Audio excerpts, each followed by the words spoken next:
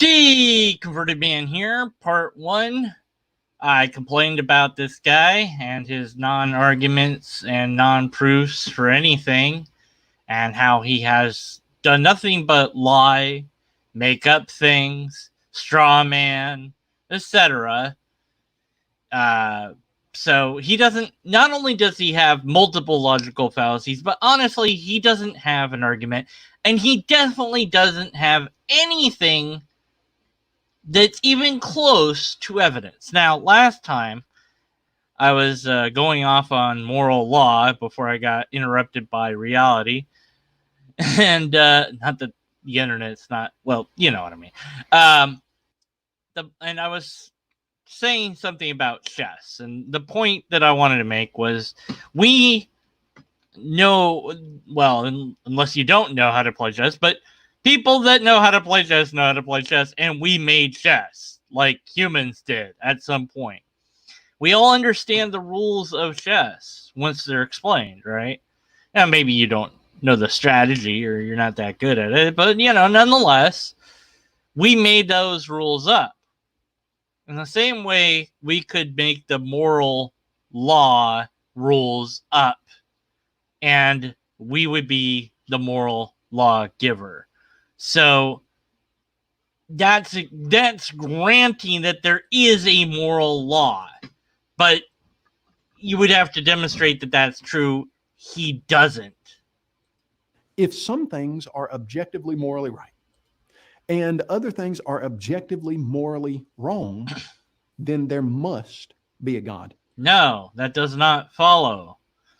Just because things are morally right or wrong, that doesn't mean anything at all, other than we humans have declared things morally right or wrong. Of course, see, the thing with DCT, again, is according to any particular God, certain things are going to be right and certain things are going to be wrong, and different things will be right for different gods. So you haven't solved the problem of figuring out what is or isn't right or wrong by declaring that there's a God. You've just moved it back to then having to figure out which God you're talking about and then fighting over which God it is. Let's say that my God said that wearing hats on Sunday was immoral, and that your God said that wearing hats on Sunday was absolutely virtuous and a necessary thing to do. And because we both absolutely think that we have the absolute God and that we're absolutely right, we both fight each other over this. And there's no way to resolve it peacefully. There's no debate, because we both are asserting that our God is real. And so the only way to solve it is to subdue you and put you in prison or kill you, and vice versa. And maybe my God also says, kill anyone that doesn't follow the thing. And maybe your God says the same thing, so we have to kill each other. There's not even room for imprisonment. Or maybe it says, if you convert, then you can live. It's like, do you convert? No. Do you convert? No. Okay, we kill each other. One of us has to die. Or we both have to die. And one of our sides will win that war. Because eventually the other side will capitulate. Or maybe we won't. Maybe we'll wipe you out. Or you'll wipe us out. That's the problem with DCT. It doesn't solve anything at all. Not even a little. It just causes more problems. So even if there is a morally right or a morally wrong, and there is under different ethical systems, and depending on which ethical system you have, it might change what you consider to be morally right or wrong. But of course, he doesn't talk about ethical systems, because that would require some intelligence, which I don't think he has much of, or the little intelligence he has been wasted here making these outright lies and straw man. You see, if we evolved from primordial slime over multiplied millions of years. we did evolve. And it's not really a surprise that he's a creationist on top of everything else. We did evolve. I don't know about the primordial slime bit, but we evolved. So, oh well. At what point did objective moral values arise? You're assuming that there are objective moral values. So, you can't really honestly answer the question because it's loaded. But assuming there was that and we didn't know the answer to it, how would that prove anything? It wouldn't. We don't look at a dog and say that that dog objectively, morally violated some rule when he steals a bone from another dog. We don't say, hey, Dogs are not humans. If dogs evolved to the point where they could have the same sort of capabilities as we did, they would have their own moral ethical systems. Your point is invalid. This is an appeal to nature, essentially. hey, he violated a objective moral value. We just don't say that. And actually, that kind of the fact that a dog stealing a bone from another dog isn't also morally objectionable because it's objectively wrong to steal kind of disproves the idea that there are moral objectives, doesn't it? Wouldn't it apply to everything? Even it doesn't matter if it's a dog, a tree, wouldn't matter. Why would it matter? Oh, it only applies to humans. Well, then it's not objective. It's subjective to humans. But we do say that humans can perpetrate things that are objectively morally wrong, that humans can be involved in things that are morally right. If that's true, there must be a God. No, not at all. It does not follow. Non sequitur. Just, again, we view things as right or wrong, whether there's a God or not. Proof number 5, free will exists. You don't know that. You can't prove that. And I wish you could. I'd like the idea to... here's the thing with free will. What do you mean by free will? Because I think of free will as the ability to do arbitrary actions. But when I then proceed to do an arbitrary action, I had to think about doing that. So if there isn't free will, I would never know that there wasn't free will because my thinking about it came from a point of deterministic behavior that I'm simply unaware of. I certainly cannot do things that I want to do that I'm unable to do physically or mentally. So my free will is limited in scope. In fact, well, you go off on a little bit of a tangent. God would also not really would have extraordinarily limited free will, but who cares? Not that your God is real or that any God is necessarily real. It's just painful. So we don't know that free will exists, and if it does or doesn't exist, that wouldn't prove God. It would prove that free will exists. The atheistic idea that there is no God is founded on the idea of materialism. Not necessarily, but so what, even if it is? The material or natural world is all that we can know about for sure. Anything else is pure speculation. But atheism isn't founded on anything because it's not a worldview, you absolute straw man moron. The idea that this material world is all that there is, all that there was, and all that there ever will be.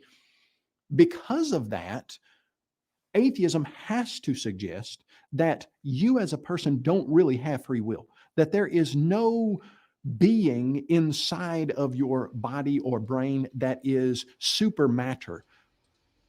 It's completely incoherent, first of all. Dualism doesn't make much sense.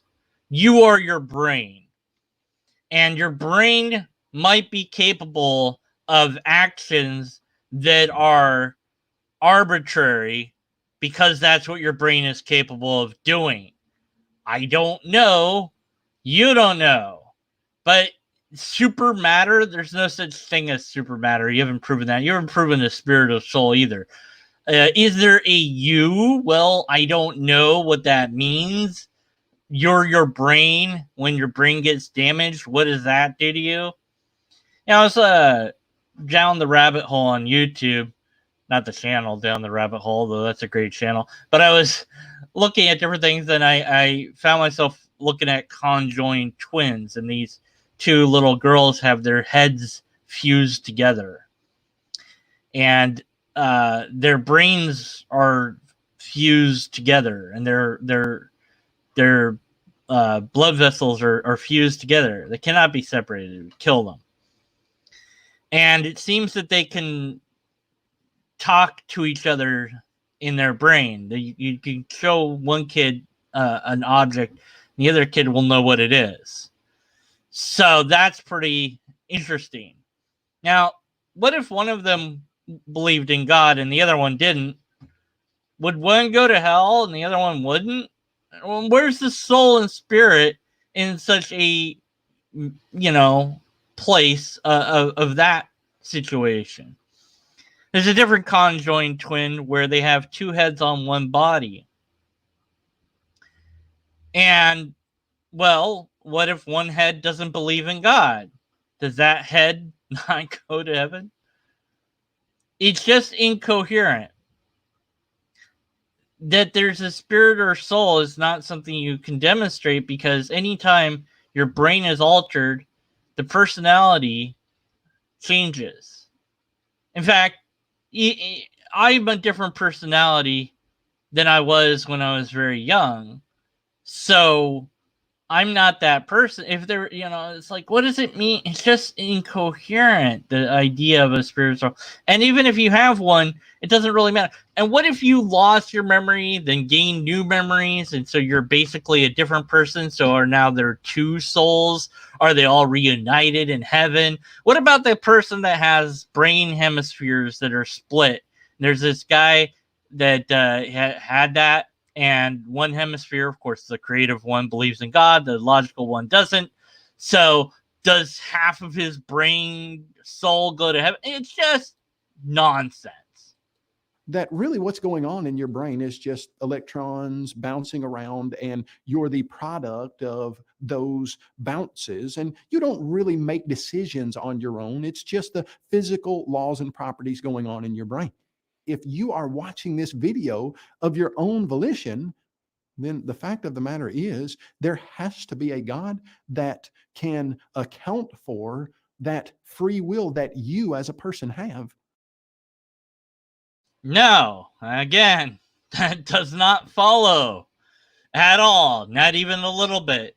If I have a deterministic brain, then I am not watching this video of my own volition. It just appears to be of my own volition, but it in reality is not. I don't really know why I'm watching this video other than I want to complain about it. There's nothing, I was looking for something to complain about. You popped up, blue shirt guy. I was told his name, but you know what? I don't care about his name.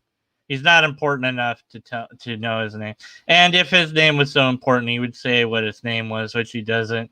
So, I don't know, whatever. Anyways, so, again, and even if you have free will, that doesn't mean that there's a God at all. Nor does it tell us what God is or how it works or which God. But, it's just, There has to be a God if there is free will. No. And proof number 6, human reasoning. What? You see, we reason on a regular basis. We understand. Well, you're not doing any reason right now, so we don't always reason on a regular basis either. That's not true. A lot of times we do things that are completely unreasonable due to emotion. And what about people that cannot reason because they have something wrong in their brain? Oh, well, we're just going to ignore them. Golly. And even, again, reasoning doesn't prove God. or anything abstract else. ideas. If we were products of blind, chance, random process, Oh, I hate creationists. They're so stupid. We are the products of chance, but also there's a filtering mechanism involved. And of course, you're going to ignore that because that would ruin your whole little thing. This is nothing but an appeal to consequence and just completely, let's just pretend evolution isn't a thing, because why would we acknowledge anything real? this is over multiplied millions of years. Reasoning and the laws of reasoning simply would have no explanation. And yet we What? No, the explanation would be evolution and change throughout time. Yeah, it might. I mean, that's kind of a different topic, but yes. Hey, Grave, good to see you. Good to see you, Jake L, as well. Yeah, mentioning chat just because I'm almost done with this. Hey, Grave, if you're available, we should do a little talk. It doesn't have to be on the air though, but let me know if you're available. All right, back to complaining about this. we reason together on a regular basis. From where does reason arise? Humans, we made it at some, like we our brains allowed us to come up with it. There you go. That's where it came from. It's got no naturalistic, Yeah. atheistic explanation. What the hell does that mean? Atheism isn't a world. Oh, goodness. And yes, it does have a natural explanation, evolution. But even if we didn't have an explanation, that doesn't mean anything. If you don't have an explanation, that doesn't mean that you get to then insert an explanation. This is God of the gaps.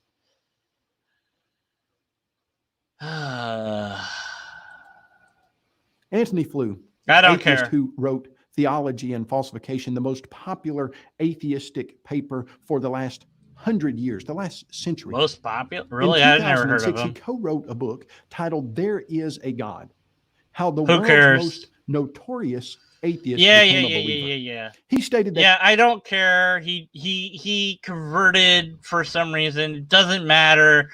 I just doesn't. It doesn't matter who converts or doesn't, or how famous they were or well known. It absolutely is an appeal to the minority of one and is absolutely and completely irrelevant. There have been a number of atheists who have never converted. So what? Your name is Kyle Butt. Butt. Butt. Mr. Butt. Well, it's kind of appropriate. You're an asshole. And also, by the way, he isn't talking about your God, you moron, Mr. Butt. All right, that's it. I'm done complaining about this. We're done. And that's it. I've had it. Thanks for watching. I'm gonna talk to Grave now offline. Or we might start a thing online. I don't know. We'll see what happens. So goodbye, everybody. I'm done with this video now.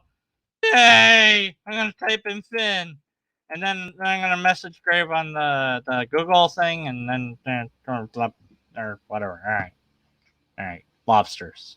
Hit the button. All right. Bye.